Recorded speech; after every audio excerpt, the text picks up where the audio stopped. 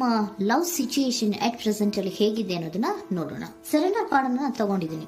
Surrender to prior ಅಂತ ಕೊಡ್ತಾ ಇದ್ದಾರೆ. ನೀವು ಪ್ರಯರಿನ ಕಡೆಗೆ ಹೆಚ್ಚು ಗಮನವನ್ನ ಕೊಡಿ. ಸ್ವಲ್ಪ ದೇವರ ಕಡೆಗೂ ಹೆಚ್ಚು ಗಮನವನ್ನ ಕೊಡ್ಬೇಕಾಗತ್ತೆ.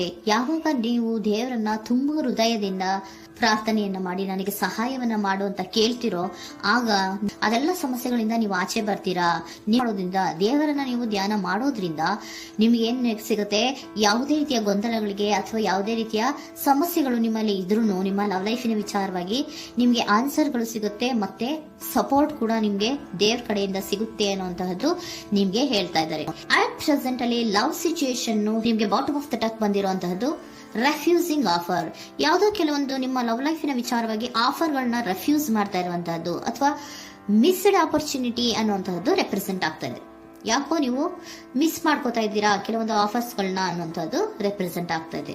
ಏನೋ ಒಂದು ರೀತಿಯ ಧ್ಯಾನ ಮಾಡ್ತಾ ಇರುವಂತಹದ್ದು, ಚಿಂತೆಯನ್ನ ಮಾಡ್ತಾ ಇರುವಂತದ್ದು ರೆಪ್ರೆಸೆಂಟ್ ಆಗ್ತದೆ. ಪಾಸ್ಟಿನಲ್ಲಿ ನಿಮ್ಮ ಲವ್ ಲೈಫಿನ ವಿಚಾರವಾಗಿ ಒಂದು ನ್ಯೂ ಐಡಿಯಾ ಇತ್ತು, ಏನೋ ಒಂದು ರೀತಿಯ ಹೊಸ ಐಡಿಯಾಗಳನ್ನ ಮಾಡ್ಕೊಂಡಿದ್ರಿ. ಲವ್ ಲೈಫಿನ ವಿಚಾರವಾಗಿ ನಿಮ್ಮ ಆಪರ್ಚುನಿಟಿ ಕೂಡ ಚೆನ್ನಾಗಿಯೇ ಇತ್ತು. ಆದ್ರೆ ನಿಮ್ಮ ಲವ್ ಲೈಫಿನ ವಿಚಾರದಲ್ಲಿ ಕಿಂಗ್ ಆಫ್ ಸೋರ್ಟ್ಸ್, ನೀವೇನನ್ನ ನಿಮ್ಮ ಲವ್ ಲೈಫಿನ ವಿಚಾರವಾಗಿ ಏನನ್ನ ಎಕ್ಸ್ಪೆಕ್ಟ್ ಮಾಡಿದೀರಾ ಪಾಸ್ಟಿನಲ್ಲಿ ಅಂದ್ರೆ, ಲವ್ ಲೈಫಿನಲ್ಲಿ ಒಂದು ಕ್ಲಿಯರ್ ಇರಬೇಕು, ಕ್ಲಾರಿಟಿ ಇರಬೇಕು. ಮತ್ತೆ ಯಾವುದೇ ವಿಚಾರ ಕೂಡ ನಿಮ್ಮ ಲವ್ ಲೈಫಿನ ವಿಚಾರದಲ್ಲಿ ಮುಚ್ಚುಮರೆ ಅನ್ನೋದು ಇರಬಾರ್ದು. ಸ್ಪಷ್ಟವಾಗಿರ್ಬೇಕು, ಸ್ಪಷ್ಟವಾಗಿ ಹೇಳ್ಬೇಕು. ಏನ್ ಹೇಳ್ಬೇಕೋ ಅದು ಸ್ಪಷ್ಟವಾಗಿ ಹೇಳ್ಬೇಕು ಅನ್ನುವಂತಹದ್ದು ಎಕ್ಸ್ಪೆಕ್ಟ್ ಮಾಡುವಂತಹದ್ದು ಪ್ರೀತಿಯ ವಿಚಾರದಲ್ಲಿ. ಮತ್ತೆ ಕ್ಲಿಯರ್ ಆಗಿರ್ಬೇಕು. ಏನು ಅಂದ್ರೆ ನಿಮ್ಮ ಲವ್ ಲೈಫಿನಲ್ಲಿ ಒಂದು ಸ್ಟ್ರಾಂಗ್ ಆಗಿರ್ಬೇಕು, ಸ್ಟ್ರಾಂಗ್ ಬಾಂಡೇಜ್ ಇರಬೇಕು. ಮತ್ತೆ ಯಾವುದೇ ರೀತಿಯ ಚೈಲ್ಡಿಶ್ ಬಿಹೇವಿಯರ್ ಅನ್ನ ಮಾಡಬಾರ್ದು ಅನ್ನೋದು ಪಾಸ್ಟಿನಲ್ಲಿ ನೀವು ಎಕ್ಸ್ಪೆಕ್ಟ್ ಮಾಡಿರೋಂಥದ್ದು ರೆಪ್ರೆಸೆಂಟ್ ಆಗ್ತಾ ಇದೆ. ನೀವು ಅದೆಲ್ಲ ಎಕ್ಸ್ಪೆಕ್ಟ್ ಮಾಡಿದಾಗ ಯಾವಾಗ ನಿಮ್ಗೆ ಅದು ಸರಿ ಹೋಗಲ್ಲ ಅನಿಸ್ತೋ ಆಗ ನೀವು ಪ್ರೀತಿಯಿಂದ ಮುಂದೆ ಬಂದಿರುವಂತಹದ್ದು ಬಿಟ್ಟು ಮುಂದೆ ಬಂದಿರುವಂತಹದ್ದು ರೆಪ್ರೆಸೆಂಟ್ ಆಗ್ತದೆ. ಮೋಸ್ಟ್ ಪ್ರಾಬಬಲಿ ನಿಮ್ಮ ಕೆಲವೊಬ್ಬರಿಗೆ ಈಗ ಆಲ್ರೆಡಿ ಕೆಲವೊಂದು ರೀತಿಯ ಬ್ರೇಕಪ್ ಗಳು ಆಗಿರಬಹುದು. ಕಮ್ಯುನಿಕೇಶನ್ ಇಲ್ಲದೆ ಇರುವಂತಹದ್ದು ರೆಪ್ರೆಸೆಂಟ್ ಆಗ್ತಾ ಇದೆ. ಮೋಸ್ಟ್ ಪ್ರಾಬಬಲಿ ನೀವು ಇವಾಗ ಇಬ್ರು ಕೂಡ ನೀವು ಮಾತಾಡದೆ ಇರುವಂತಹದ್ದು ರೆಪ್ರೆಸೆಂಟ್ ಆಗ್ತಾ ಇದೆ. ಸೊ ಯಾವುದೇ ರೀತಿಯ ಕಾಂಟ್ಯಾಕ್ಟ್ ಅಲ್ಲಿ ಇಲ್ಲದೆ ಇರುವಂತಹದ್ದು ರೆಪ್ರೆಸೆಂಟ್ ಆಗ್ತಾ ಇದೆ. ನೋಡಿ, ಮುಂದೆ ಬರ್ತಾ ಇರುವಂತಹದ್ದು ರೆಪ್ರೆಸೆಂಟ್ ಆಗ್ತಾ ಇದೆ. ಯಾಕೋ ತುಂಬಾ ಬೇಜಾರಲ್ಲಿ ಇರುವಂತಹದ್ದು. ಪಾಸ್ಟಿನಲ್ಲಿ ಕೂಡ ನೀವು ಲವ್ ಲೈಫಿನ ವಿಚಾರವಾಗಿ ಕೆಲವೊಬ್ರು ಬೇಜಾರಲ್ಲಿ ಇರುವಂತಹದ್ದು ರೆಪ್ರೆಸೆಂಟ್ ಆಗ್ತಾ ಇದೆ. ಯಾಕೋ ಕ್ಲಾರಿಟಿ ಇಲ್ಲ, ಕ್ಲಿಯರ್ ಆಗಿರ್ಬೇಕು, ಸ್ಪಷ್ಟವಾಗಿರ್ಬೇಕು. ಏನ್ ಮಾತಾಡಿದ್ರು ಅದರಲ್ಲಿ ಯಾವುದೇ ರೀತಿಯ ಮುಚ್ಚುಮರೆ ಇರಬಾರ್ದು ಅನ್ನೋದು ನೀವು ಎಕ್ಸ್ಪೆಕ್ಟ್ ಮಾಡುವಂತಹದ್ದು. ಪಾಸ್ಟಿನಲ್ಲಿ ಕೂಡ ನಿಮ್ಗೆ ಸ್ವಲ್ಪ ಬೇಜಾರುಗಳಾಗಿರುವಂತಹದ್ದು ರೆಪ್ರೆಸೆಂಟ್ ಆಗ್ತಾ ಇದೆ.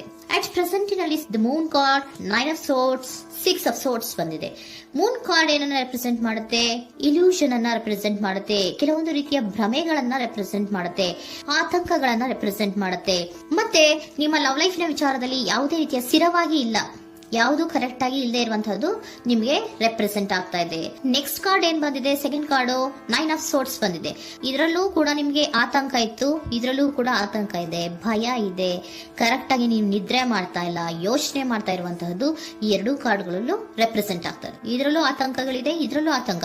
ಅಟ್ ಪ್ರೆಸೆಂಟಿನಲ್ಲಿ ಕೆಲವೊಂದು ರೀತಿಯ ವಿಚಾರಗಳಲ್ಲಿ ಭಯವನ್ನ ಪಡ್ತಾ ಇರುವಂತಹದ್ದು ರೆಪ್ರೆಸೆಂಟ್ ಆಗ್ತಾ ಇದೆ.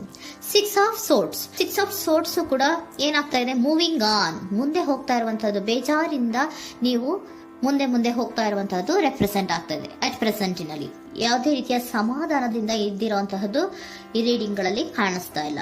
ಓಕೆನಾ? Take it resonate. ನಿಮ್ಗೆ ರೆಸೋನೇಟ್ ಆದ್ರೆ ಮಾತ್ರ ತಗೊಳ್ಳಿ.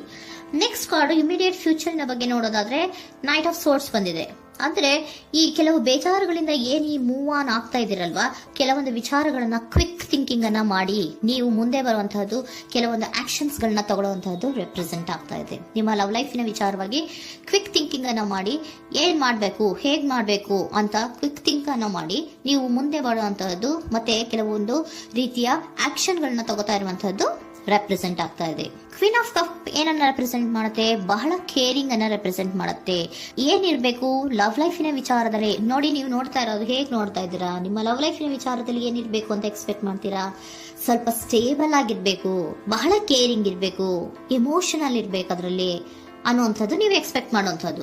ಈ ನಿಯರ್ ಫ್ಯೂಚರ್ ನಲ್ಲಿ ನೀವು ಆ ರೀತಿ ಎಕ್ಸ್ಪೆಕ್ಟ್ ಮಾಡುವಂತಹದ್ದು. ನೆಕ್ಸ್ಟ್ ಕಾರ್ಡ್ ಬಂದಿರುವಂತಹದ್ದು ಏರೋಫೆಂಟ್ ಕಾರ್ಡ್ ಬಂದಿದೆ. ಏರೋಫೆಂಟ್ ಕಾರ್ಡ್ ಏನನ್ನ ರೆಪ್ರೆಸೆಂಟ್ ಮಾಡುತ್ತೆ? ಕೆಲವೊಂದು ವಿಚಾರಗಳ ಬಗ್ಗೆ ತಿಳ್ಕೊತಾ ಇರುವಂತಹದ್ದು, ಏನೋ ಕೆಲವು ವಿಚಾರಗಳ ಬಗ್ಗೆ, ನಿಮ್ಮ ಲವ್ ಲೈಫಿನ ವಿಚಾರಗಳ ಬಗ್ಗೆ ತಿಳ್ಕೊತಾ ಇದ್ದೀರಾ.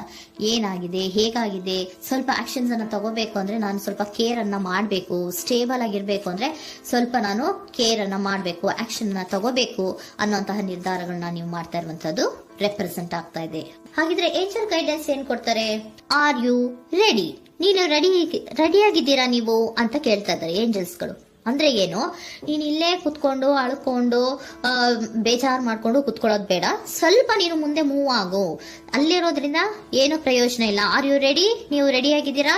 With in the next few weeks, ಕೆಲವೊಂದು ವೀಕ್ಗಳಲ್ಲಿ, ಕೆಲವೊಂದು ವಾರಗಳಲ್ಲಿ ನೀವು ಏನಾಗ್ತೀರಾ?